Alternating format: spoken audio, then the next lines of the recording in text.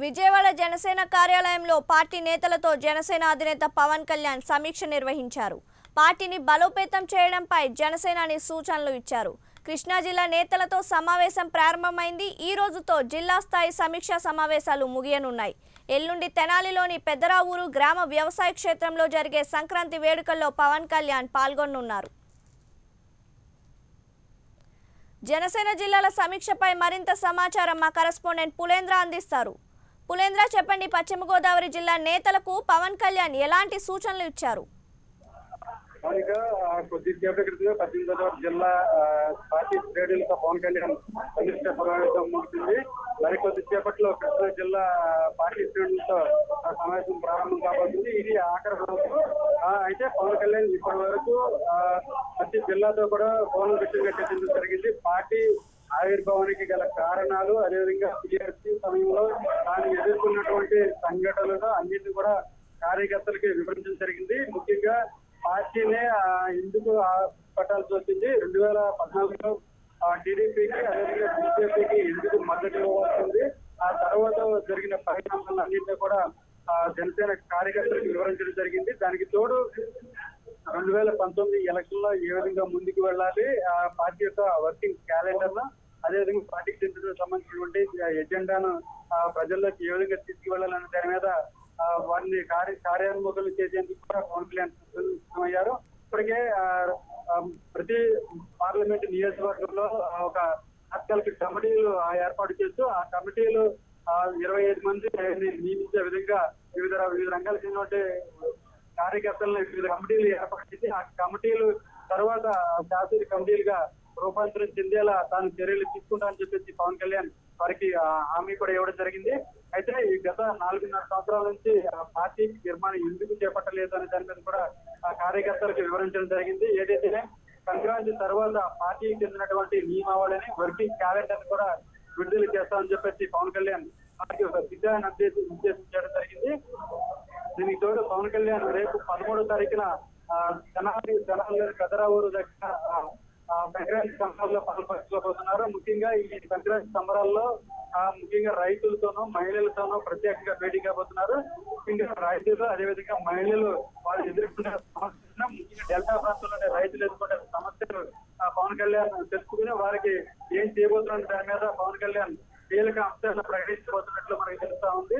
ఏదైతేనే 2019 election కి గెలుపు లక్ష్యంగా పవన్ కళ్యాణ్ తన కార్యకర్తల్ని ఒక ప్రత్యేకంగా వర్కింగ్ క్యాలెండర్ తో పాటు పార్టీ యొక్క సిద్ధాంతాల ప్రజలకి ఏ విధంగా తీసుకెళ్లాలి, అదేవిధంగా పార్టీకి సంబంధించినటువంటి గ్లాసు గుర్తును ఏ విధంగా తీసుకెళ్లాలి, 2వ విడత జన తరంగి కార్యక్రమాన్ని ఏ విధంగా తీసుకెళ్లి 2019 ఎలక్షన్ లో ఏ విధంగా బూత్ లెవెల్ కమిటీలు, అదేవిధంగా పార్టీకి సంబంధించిన కమిటీలు ఏర్పాటు చేసుకోవాలనే దాని మీద ఒక నిర్దేశమైన ప్రణాళికను కూడా వారి ముందుంచడం జరిగింది. పులేంద్ర, చెప్పండి, ఇప్పుడు కృష్ణా జిల్లా నేతలతో పవన్ కళ్యాణ్ ఏం సూచనలు ఇవ్వబోతున్నారు? కృష్ణా జిల్లా నేతలకు ఇప్పటికే కృష్ణా జిల్లా నేతలు ముందుగా మొదటి నుంచి ఉన్నటువంటి కార్యకర్తలు పవన్ కళ్యాణ్ సమావేశం కాబోతున్నారు. తర్వాత ఆ నాయకులతోనూ, తర్వాత జిల్లాకు సంబంధించిన కోఆర్డినేటర్లతో ప్రత్యేకంగా సమావేశం కాబోతున్నారు. ముఖ్యంగా జిల్లాలో ఎప్పటి నుంచి తన పర్యటన ఉండబోతున్న దాని మీద కూడా ఒక స్పష్టమైన సమాచారం జిల్లా శ్రేణులకు ఇవ్వబోతున్నారు. అదేవిధంగా ఇప్పటి వరకు కూడా ప్రతి నియోజకవర్గంలో కూడా నాయకులు అనేది లేకపోవడం కార్యకర్తలు కొంత ఆందోళన కలిగించే అంశంగా ఉంది. ఈ విషయాన్ని పార్టీ చెందినటువంటి జనసేన శ్రేణులు పవన్ కళ్యాణ్ దృష్టికి తీసుకెళ్లడం జరిగింది. త్వరలోనే కమిటీలు, అదేవిధంగా నాయకుల నియామకం అనేది కూడా చేపడతామని చెప్పేసి ఫిబ్రవరి మొదటి వారంలో పార్టీ చెందినటువంటి 2019 ఎలక్షన్ లో పోటీ చేసే అభ్యర్థుల జాబితాను కూడా విడుదల చేస్తాం. కొద్దిగా సమయం పాటించండి. ఎట్టి పరిస్థితుల్లో ఈ 100 రోజుల ప్లాన్ లో పార్టీని ఏ విధంగా అధికారంలో తీసుకురావాలనే దాని మీద కృష్ణా జిల్లా పార్టీ శ్రేణులకి ప్రకటన చేయబోతున్నారు. పులేంద్ర, చెప్పండి, సమీక్ష సమావేశాలు ముగిసాయి కదా, నెక్స్ట్ జనసేన కార్యాచరణ ఏ విధంగా ఉండబోతోంది? అయితే ఇప్పటి వరకు కూడా దాదాపు 12 జిల్లాల సమీక్ష సమావేశాలు ముగిశాయి. ఈ రోజు సాయం కొద్దిసేపట్లో కృష్ణా జిల్లా సమీక్ష సమావేశం కూడా ముగియబోతుంది. ఈ సమీక్ష సమావేశాల అనంతరం పవన్ కళ్యాణ్ రేపు పెద్దరావూరులో జరిగే సంక్రాంతి వేడుకల్లో పాల్గొనబోతున్నారు. పాల్గొన్న తర్వాత ఏదైతే పండుగ తర్వాత 17 నుంచి తన కార్యాచరణ ఉధృతం చేసేందుకు కూడా జనసేన పార్టీ సన్నద్ధమవుతుంది. ఇందులో భాగంగానే పవన్ కళ్యాణ్ రాష్ట్ర వ్యాప్తంగా పర్యటన చేయబోతున్నారు. ముఖ్యంగా అది సుడిగాల పరిణ లేదంటే పాదయాత్ర అనే దాని మీద ఒక స్పష్టమైన సమాధానం కూడా ఇవ్వబోతున్నారు. ఏదైతేనే 2019 ఎలక్షన్లో గెలిపే లక్ష్యంగా పవన్ కళ్యాణ్ తన పార్టీ శ్రేణులు ఇప్పటికే సన్నద్ధం చేయడం జరిగింది. ముఖ్యంగా సుడిగాలి పర్యటన చేయబోతున్నారు. ప్రతి నియోజకవర్గంలో కూడా భారీ బహిరంగ సభలు, ప్రతి జిల్లాలో కూడా భారీ బహిరంగ సభల ద్వారా జనసేన శ్రేణుల్ని ఉత్తేజించే విధంగా పార్టీ సిద్ధాంతాలను, హామీల్ని, అదేవిధంగా పార్టీ యొక్క వర్కింగ్ క్యాలెండర్ ను ప్రజలకు తీసుకెళ్లే విధంగా ప్రత్యేక మీటింగ్లు కూడా ఏర్పాటు చేయబోతున్నారు. ఏదైతేనే పార్టీని 2019లో విజయమే అంతిమ లక్ష్యంగా ప్రతి ఒక్కరు పాటుపడాలి. ప్రతి ఒక్క నాయకులు కూడా తమ సొంత ఎజెండా కాకుండా పార్టీ యొక్క ఎజెండాని ప్రజలకు విస్తృతంగా తీసుకువెళ్లి కింద స్థాయి కార్యకర్త కూడా పార్టీ యొక్క ఎజెండాను అదేవిధంగా ప్రజలకి తాము ఏం చేయబోతున్నాం, ముఖ్యంగా మహిళలకి ఏం చేయబోతున్నా వివరించాలని చెప్పేసి చెప్పడం జరిగింది.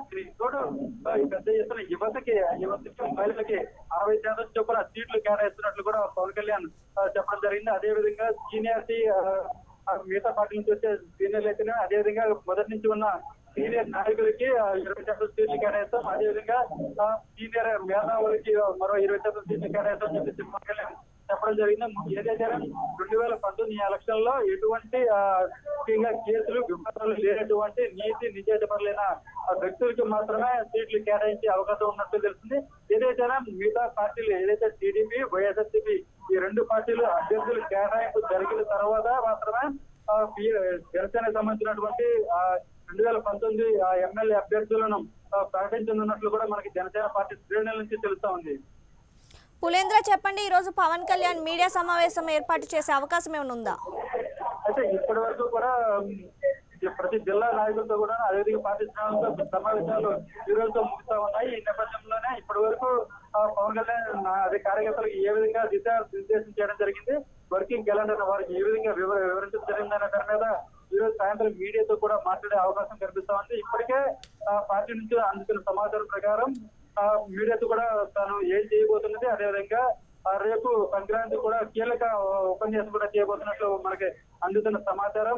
ఏదైతేనే ఇప్పటి వరకు జిల్లా పార్టీకి సంబంధించినటువంటి జిల్లా నాయకులతో వివిధ జిల్లాల శ్రేణులతో ఏం మాట్లాడింది, ఏ విధంగా వారికి ఒక ఎజెండాని నిర్దేశించడం జరిగిందనే దాని మీద కూడా ఈ రోజు పవన్ కళ్యాణ్ కూడా మీడియాతో మాట్లాడే అవకాశం కనిపిస్తా ఉంది.